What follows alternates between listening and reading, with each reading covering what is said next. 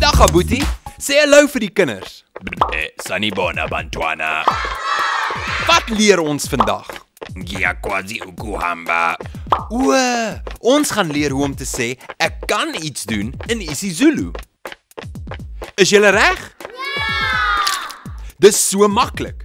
Jy vat die werkwoorde soos ukuhamba, ukugijima en ukuhlala en jy sit ngiyakwazi vooraan.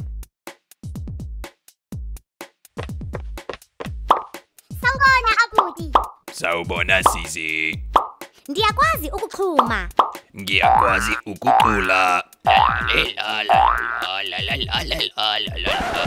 Okay, stop vir 'n sekond. Laat ek gou-gou verduidelik. Die werkwoord ukukwazi beteken om te weet.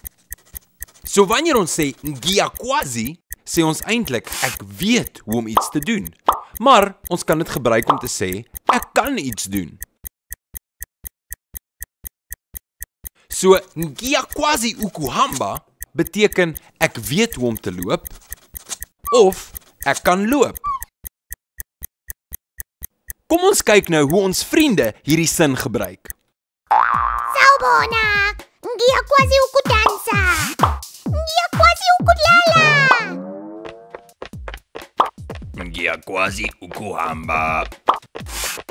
Ngiyakwazi ukugijima. Ngiyakwazi ukuhlala. Ngiyakwazi ukuyima. En nou weet jy hoe om te sê ek kan iets doen in isiZulu. Totsiens Abuti, totsiens julle. Sien julle volgende keer.